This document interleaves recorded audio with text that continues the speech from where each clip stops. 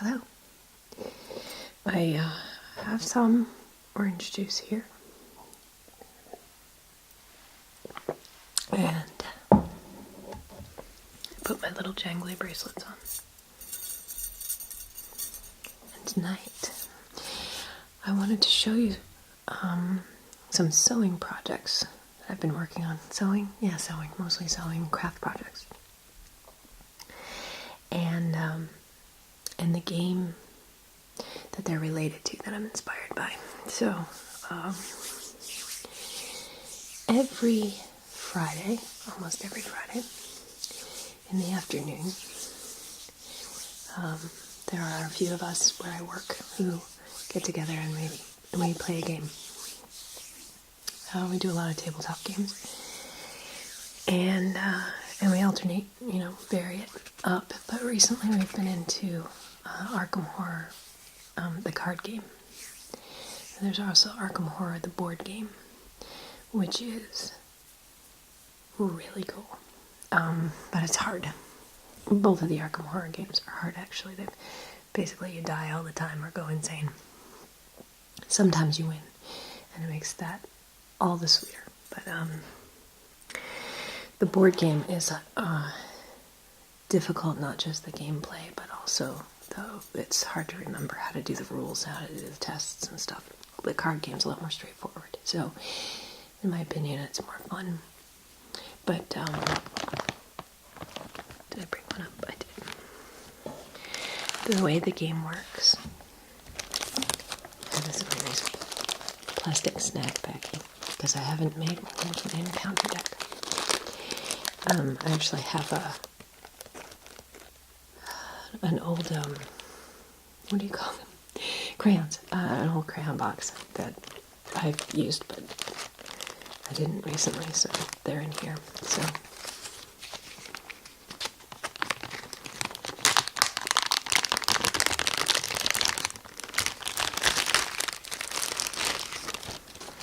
this is how it works. This is from the scenario that's called the Midnight Masks. It's the second scenario in the first campaign. I think the name of the first campaign is Night of the Zealot. So, this particular card shows the symbol for the scenario, the name of the scenario, and these are for the easy or standard. If you draw these tokens, I'll show you the tokens in a minute, this is what they mean. And the interesting thing, one of the things I like about this game is that you can also play it in hard and expert mode, which they have on the back side, and that makes it harder. So for instance, if you draw the skull token, it's minus X, where X is the highest number of doom on a cultist enemy in play. That's the easier standard mode. But if you draw a skull on the harder expert mode, the X is the total number of doom in play, that would be a lot more, generally speaking. Anyway, so if you find it too easy, then you can play it hard. We usually play on standard. I played a couple of times with my boys to see if they would enjoy it, because they were interested in it because of all the crafting I've been doing. And we played on easy mode. And easy mode is great if you want the story and actually to kind of survive to the end. Standard is a lot harder. Well, it's probably not a lot harder, but... So let me show you those tokens before I show you the rest of the game. There. Keep the tokens, my tokens, in this canvas bag, which is actually a money bag from a bank.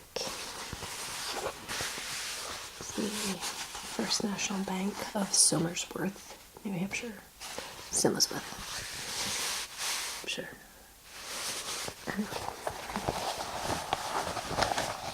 So, when you do a skill test in this game, you reach in the bag, mix up the tokens,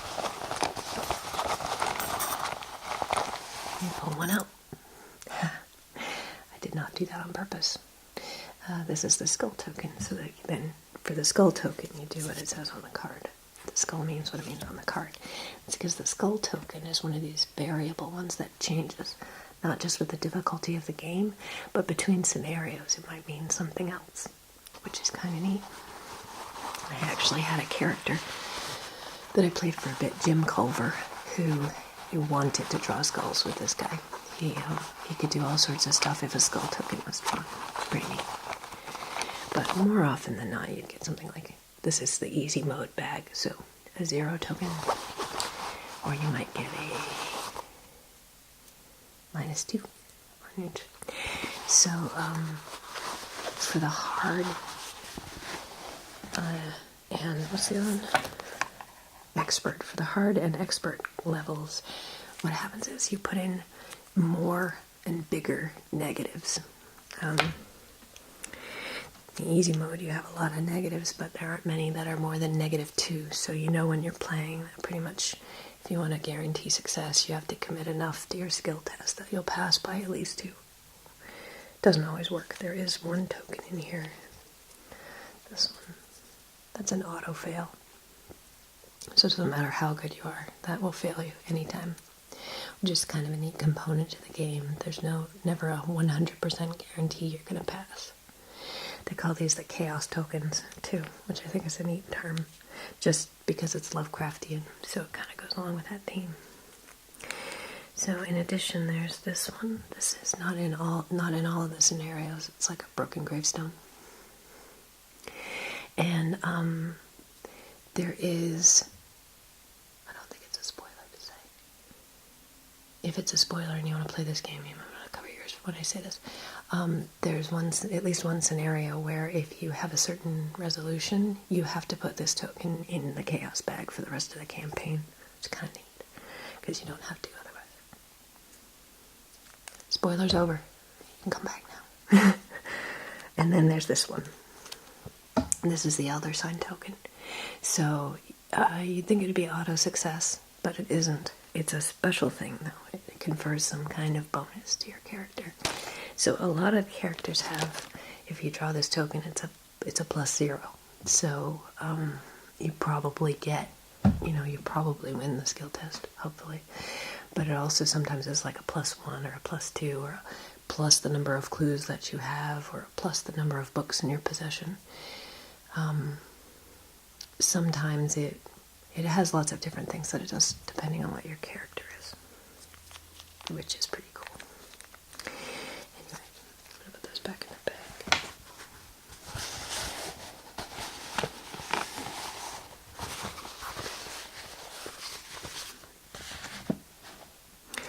Okay, so I showed you this card. This is the scenario card. Then there is... well, that one's different because this one's a little different. All of the scenarios are a little different, and I have to tell you, one of the things I thought was really cool about this game was that I played the first campaign. We had a great time with it. It was really fun. We probably played the scenarios a couple of times each, so we played it maybe 5 times. And then we tried side campaign twice, and then we're actually going to play this next campaign. Each campaign, between the 2 campaigns and the side quests we played, it was really different in the way the gameplay was. So where this first one that has these 3 scenarios in it, there's a lot of investigation and trying to gather clues. In the side quest, there was a lot of basically trying to stay moving and get your stuff equipped so that you could fight the big bad guy. So it was a little less like finding clues. And then the interesting one about the next campaign is there's a lot of deck cycling in it, which you don't have in the first campaign. So there's a lot of situations where you're cycling your deck, discarding cards off the encounter deck or whatever. So I haven't explained the encounter deck, but I will. That's basically the bad guy deck. So the way it works is there are 2 storylines. One is called the Act. Can you see that? Act. Act 1, Uncovering the Conspiracy. And it gives you some flavor text here. And then it tells you what the objective is. And in most of the scenarios, you have to spend clues to be able to turn the card over and read what happens. Read what happens on the back and what you're supposed to do next. This is what you want to get through before time runs out. So that's measured by the agenda deck. This is it right there at the top. Time is running short. So what happens with the agenda deck is that this is like the bad guys. So every round you add Doom to this card, a Doom token. And this tells you how many you can add to this card before it advances. And once it advances, you turn it over. And it gives you text on the back or whatever on the back. And then you have to resolve that. And then it gives, then there's more information on the next one underneath. So you're going through these. This one only has 2, but the first one had like 3. And 3 in each. So it depends on the story, how many cards are in there, which is pretty cool. And then, so the stories are different. They're different for each of there's like one overall story for each of the 3 scenarios in the first campaign. And of course that's separate from the stories in the second campaign and that sort of thing. So this is basically the story that you're working through. And then you have a bunch of location cards. Like this. This is the locked side. This means you haven't discovered this location yet. It's not been revealed. It's got flavor text on it as well. And they're laid out in a certain way. It shows you how the cards connect together by the little icons at the top and bottom. Let's see if you can, there we go. So this one connects to the green diamond and the whatever, and that's these things up here. And these also have the flavor text on the front, but you don't know what's there until an investigator goes there, and then they can turn it over. And it'll tell you what it is and what can happen there and how many clues are on that location, because clues are useful for various things. And so there's that. So these are laid out in a particular way. And they change depending on, sometimes there are things that are in the story cards that tell you to do certain things with locations. And then there's the encounter deck. So every round, technically it's at the beginning of the round, but you start in the middle. So it feels like it's the end of the round. You draw from the encounter deck. Now these are sleeved, so,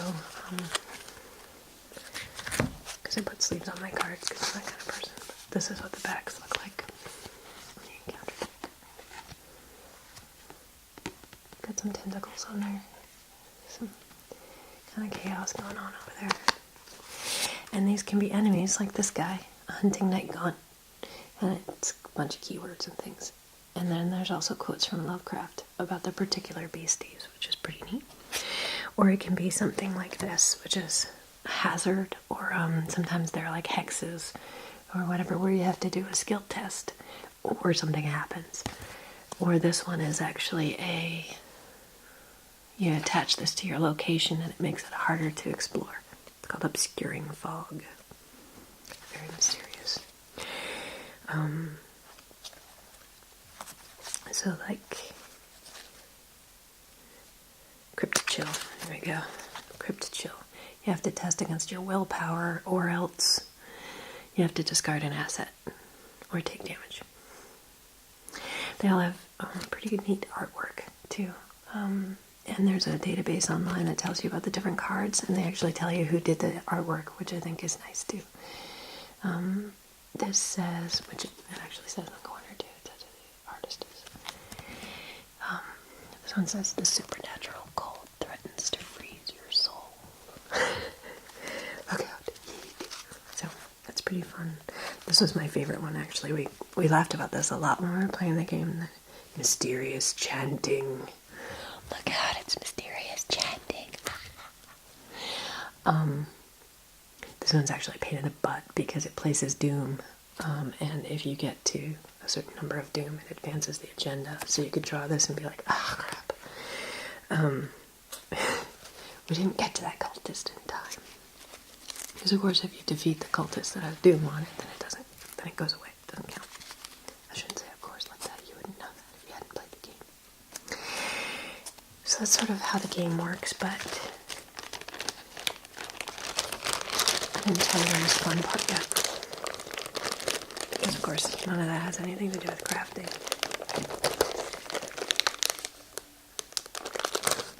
Although it did have some nice sounds, I think.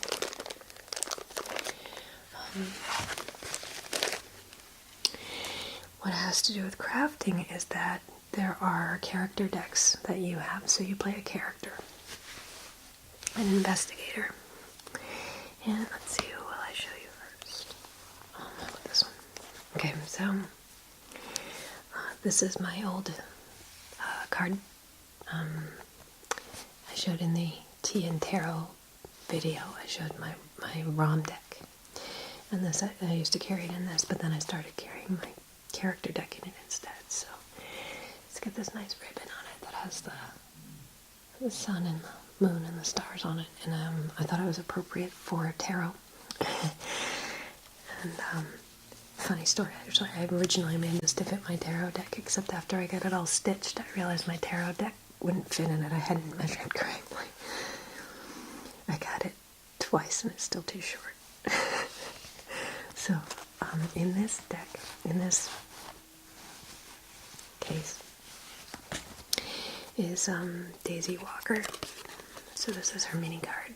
So when you have the locations laid out, this is how you track where she is. And then after she's done with her turn, you flip her over to the black and white version.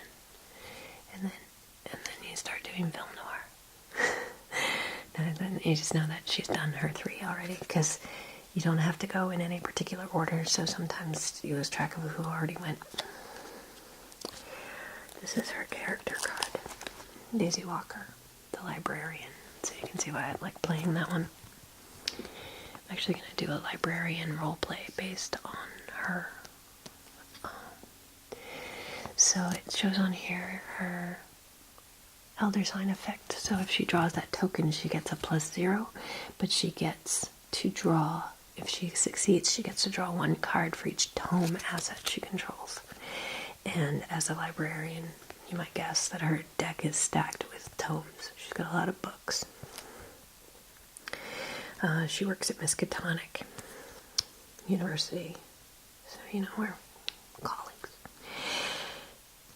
Her flavor text is, I know of books so powerful they can rewrite reality. So each character has 4 skills. They're always the same 4 skills, but they have different strengths. So she has willpower, investigation, which is her book skill, fight, and evasion. And so you can see she's got a 5 for investigation, so she's very good. So what happens is when we do a skill check, she takes her 5 book, and you do draw a token out of the bag and modify it according to that. So if it's a -2, then her book goes down to 3. And then you compare that against whatever you're testing against. For locations, it's against the shroud value, which is on the card. Anyway, I don't need to get too much into the details, but on the back it has her deck building instructions. And it also has things that are required. She has a special, all the characters have 1 special good thing, goodish thing, and 1 special bad thing. She has a tote bag, so she can carry more books. But she also has the Necronomicon, so, which can obsess her. And then she has this description. As a respected librarian at Miskatonic University, Daisy had always felt that books were the most important thing in her life. Oh yeah. She explored in fiction what she abhorred in life: horror, violence, and fear. Then she stumbled across the John Dee translation of the Necronomicon.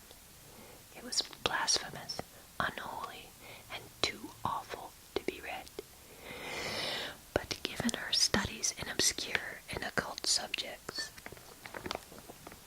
Daisy knew there was more truth than fiction within the book's pages. She began to wonder what other secrets the restricted collection of the Orne Library held. So, these cards are also, they're color-coded. So she is yellow, and she has this symbol in the corner that's called Seeker. Usually that means their investigation is high. They're good with books, with the book skill, for whatever reason, or they have a lot of cards that help with investigation. She's also, because she's from the original set, the core set, she has two. She is primarily Seeker, but her secondary is Mystic, which is the purple cards. Those are like the spell cards, the magic cards. And then they're also neutral. So that's all you can build her deck with, which is an interesting challenge. I also include in my cards, they have these that are cheat cards, not cheat cards, whatever you call them, instructions. So these are the actions you can take during your turn. And then this is also the round sequence, so you know where you are. So you can keep track of what you're doing. So those are in there. And then she has a deck of 33 cards. I put them in yellow sleeves because it matches her secret deck, right? And so this is a neutral one, Unexpected Courage. They all have, well, most of them have flavor text on them, which is nice. And some of it is really funny. Here's her tote bag. So you can see that she can have 2 additional hand slots for her books, basically.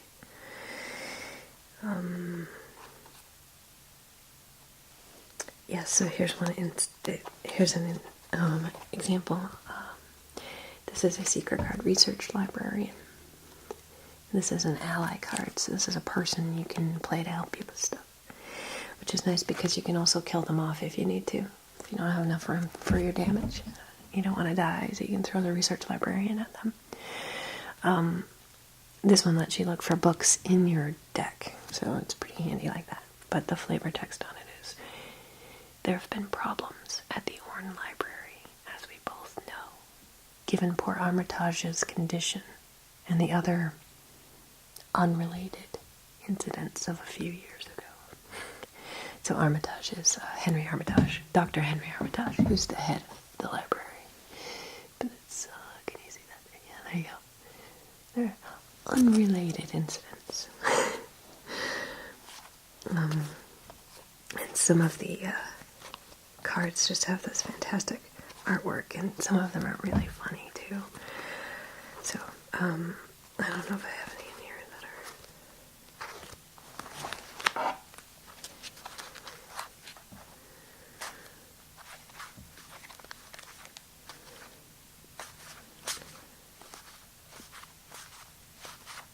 there's nothing particularly amazing in here.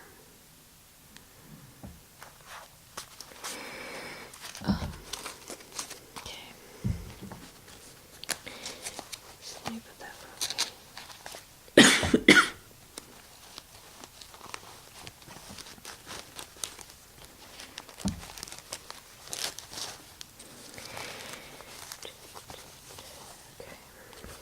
So that's it. So basically what it comes down to is that I've been making these card cases for the different decks.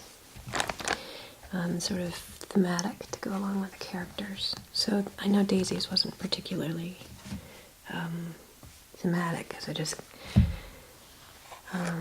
copied one from a different thing, but I wanted to show you what I'm working on for her. So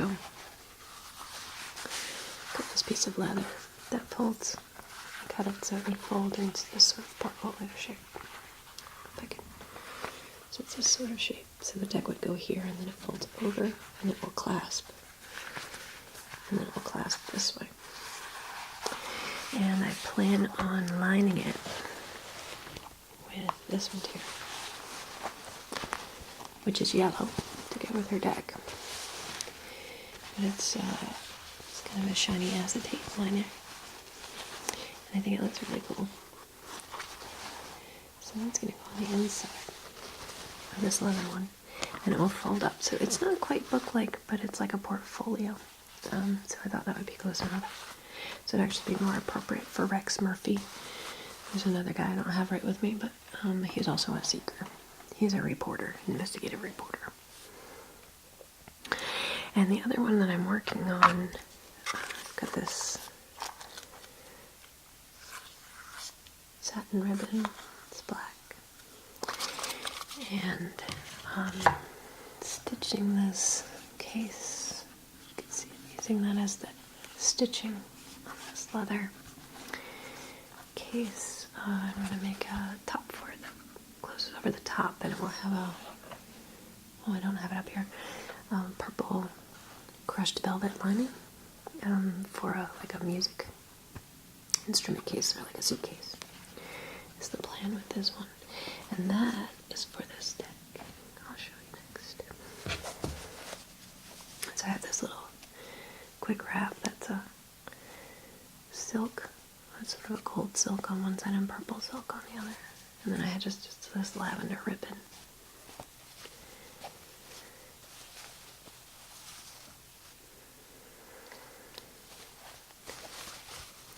In this deck,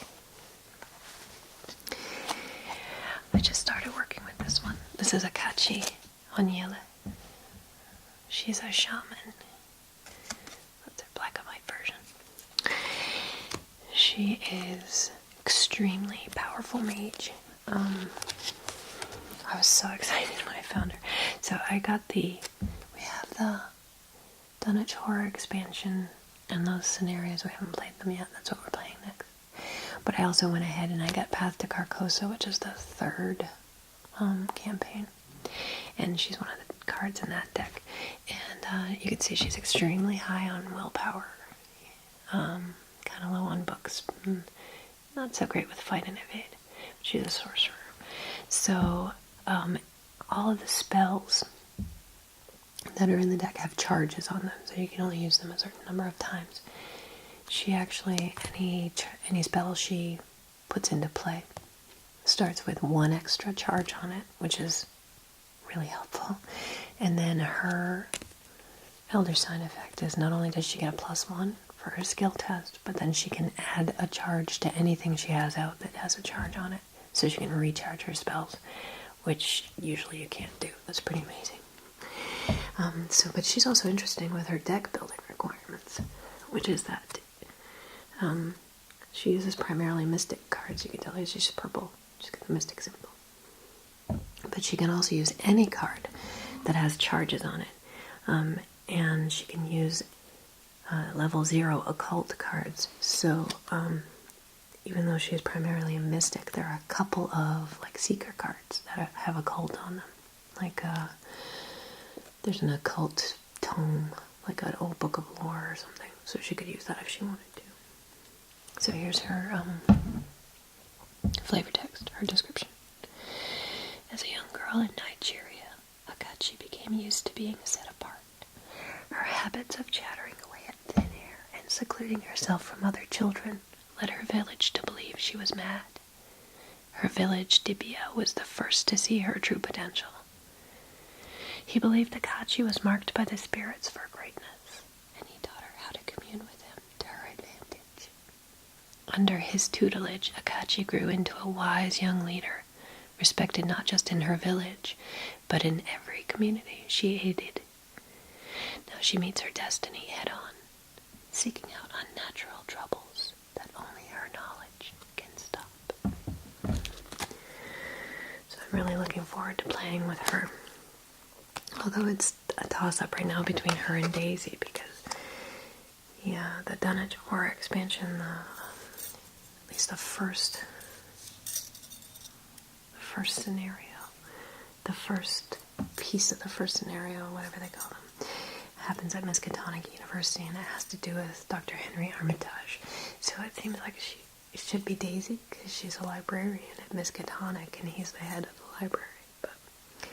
But she's really powerful, and one of the powerful things about her is that she has all these spells that allow her to use her willpower instead of fight, or instead of investigate, or instead of evade. So like, there's this spell, Blinding Light. It's basically like a flash bomb, which allows you to use willpower instead of your evade. So it's a bam. And then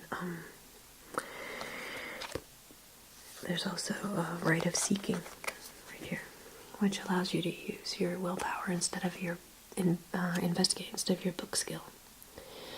So, and this one is you actually get an extra clue if you succeed.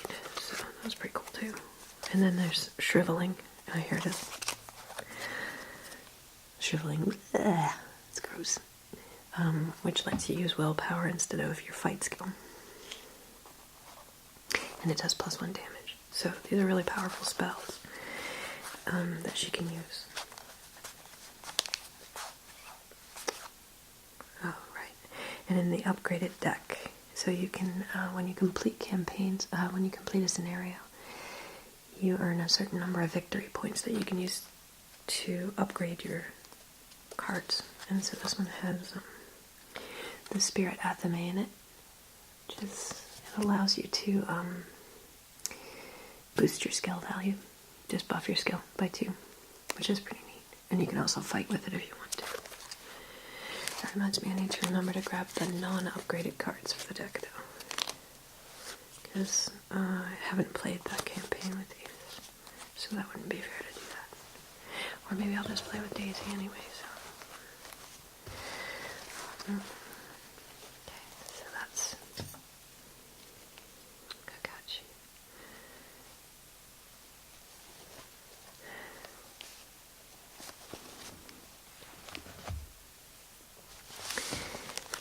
I also have this that I made, Bank of Arkham. So you know this has something to do with money, right? This deck is actually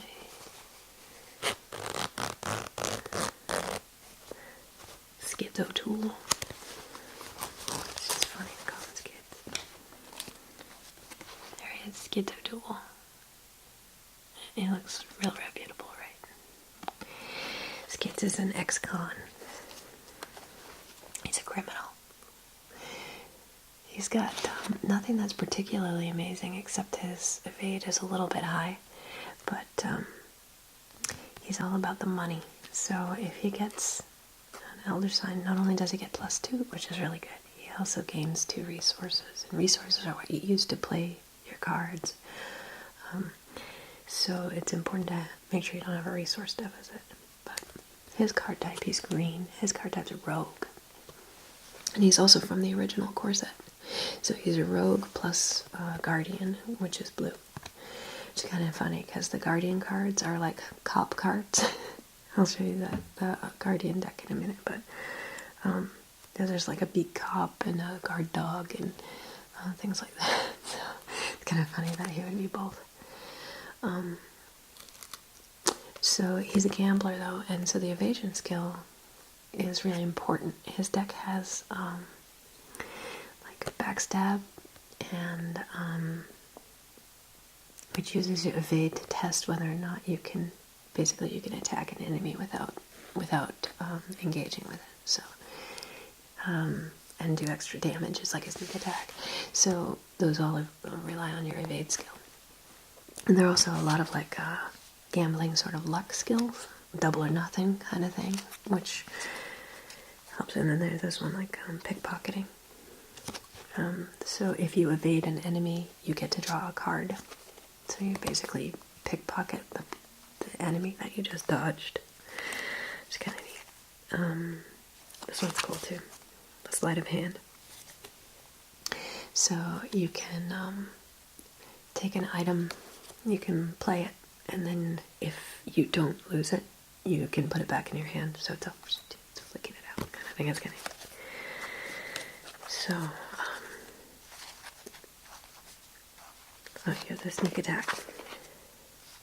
You can just play it. Deal 2 damage to an exhausted enemy. Lockpicks. So he can investigate with his lockpicks. It's pretty cool. And then that allows him to add his evasion skill to his investigate skill for a skill check, which is pretty powerful. Anyway, okay, so. Oh yeah, and Blackjack is one of the Guardian cards. This one's blue. You can see it looks like a cop holding it. It's kind of funny that it's in his deck. This one it's okay. The advantage of this is that you can attack an enemy that's engaged with someone else without harming the person it's engaged with. So that's good. I was gonna read you the flavor text too. Skids hadn't planned on a life of crime, but sometimes doing the right thing means getting your hands dirty. Oh, he's a lovable rogue, of course. The rogue with a heart of gold. The cops didn't care that Skids needed the money for his mother's operation. His mother died of her illness during the second year of his sentence.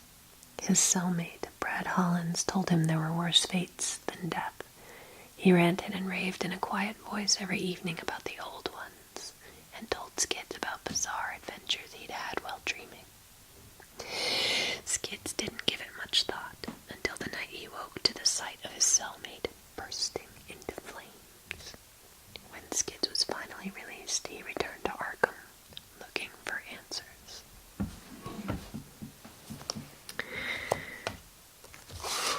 That's pretty heavy. Everybody's got a backstory, man. And there are a bunch of investigators, too. They release new ones with every campaign. Sometimes they do in the expansions, too. Okay. So, okay. This is the last one of the decks, and then I will show you a couple more things, and then I'll be done. Yep. This one is Roland Banks. So, it's like a police pocket, and the uniform pocket with the gold button on it. It's got a shield on it, because I thought that looked the most coppish. So I mentioned that he's a guardian type, which is blue.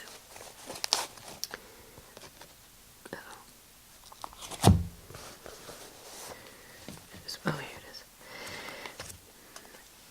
He's a detective, so he looks cool in his trench coat and a fedora. Come on, focus. There we go. Very dapper. The Fed, Roland Banks, the Fed. He's got a reasonable fight skill. There's actually the first campaign we played as foursome. There's a chef, Zoe Samaros, I think that's her last name. She's got beefy fight skill. She's like this insane religious zealot with a butcher knife. She was awesome. So much fun to play with her. My friend Chris played her. Did a great job. Anyway, so Roland Banks' skill is that he gets a +1 for each clue on his location when he draws the elder sign. It can be useful. It's not super awesome. So basically he fights and he has cards that allow him to pick up clues after he defeats enemies, which is neat. So that explains his blue with the star. Deck, also from the original series. So he's Guardian and his secondary is Seeker, which is that yellow one about investigating. So,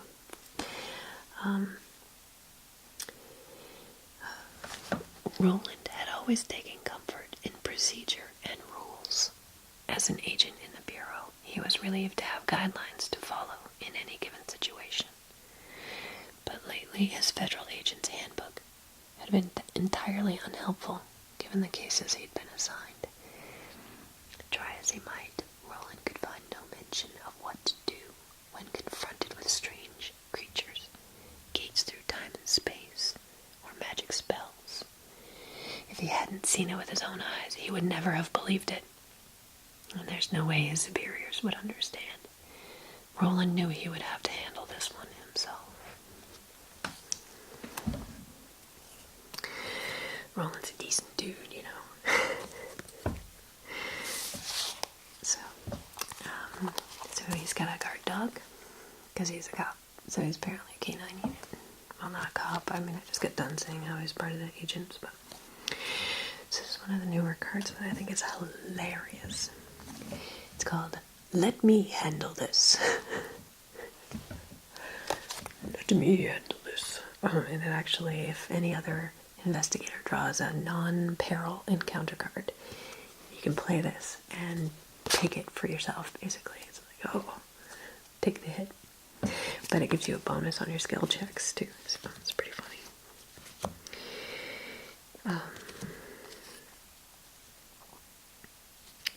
and this is also an interesting one that we haven't really played it yet. I'm interested to see how it plays. It's called True Grit.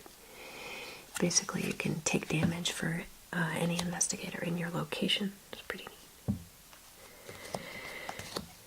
It's got the, oh, and here's the other one, the Beat Cop. So you could actually have this in Roland's deck if you wanted to. He could have a cop in his pocket, basically. It's pretty neat.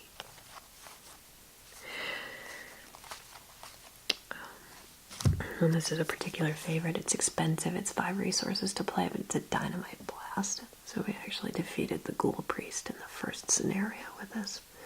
Zoe did, because Zoe was a guardian as well. So she had this card.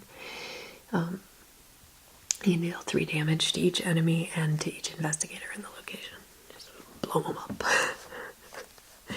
So, and his special awesome thing is this 38 special. That's a special asset. Yeah, okay. So that's the deck there.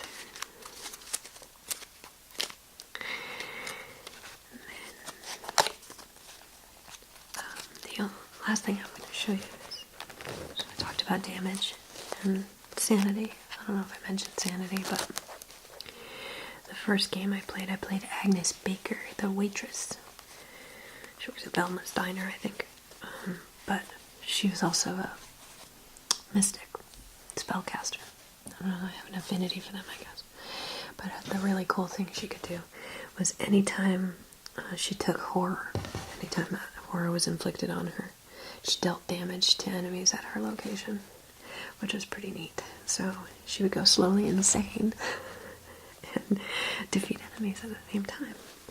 So, and you can take both horror and physical damage in this game, mental and physical horror.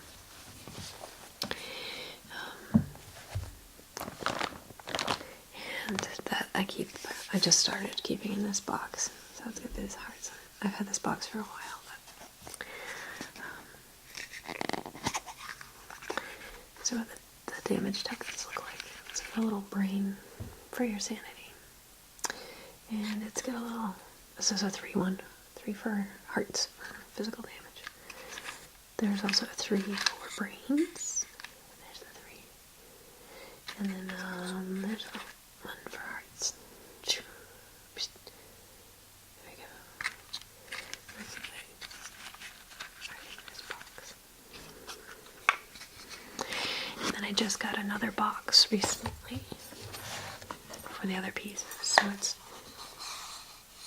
not particularly decorated, but it has in it these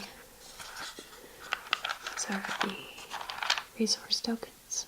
They look like little boxes. And there's clue tokens, which are also on the back. They're doom tokens.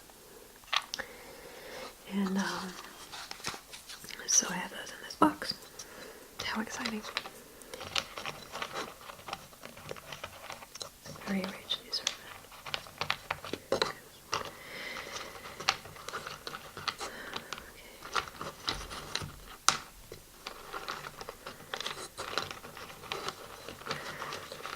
They're all mixed together. Ah, the peas are touching the potatoes. Just kidding. I actually just got this piece of wood to make a divider, and I wanted to see if it would fit. Oh, yeah, it kind of does. Enough that I can adjust it anyway. Let's see if it'll close. Oh, it's a little too tall. Oh well. Anyway, I tried. Oh, maybe it just doesn't fit over the... Maybe I need to... Yeah, I might need to adjust that. Just sand that down a little bit. Anyway. Okay. So that's a little bit about the crafts I've been doing recently. Okay, it was mostly about the game I've been playing recently, but it's really a lot of fun, and there's a surprising amount of variation in it. So if you're interested, I encourage you to try playing it. You'll want 2 people, although you can play it solo. I found it pretty hard to play solo just because you tend to be focused on one skill or two skills, and you really need all three. So you need a team of 2 or more. I've played it with 3 people, I've played it with 4 people. It's been fun. And also the cards get harder. A lot of the stuff is per investigator. And they'll have instructions. If you have 3, then you do this. If you have 4, then you do this. And so it's harder if you have more people. But it's to balance the play. It's really fun. I hope if you try it that you like it too. Although if you're not into horror and Lovecraft, I wouldn't recommend it. Anyway, so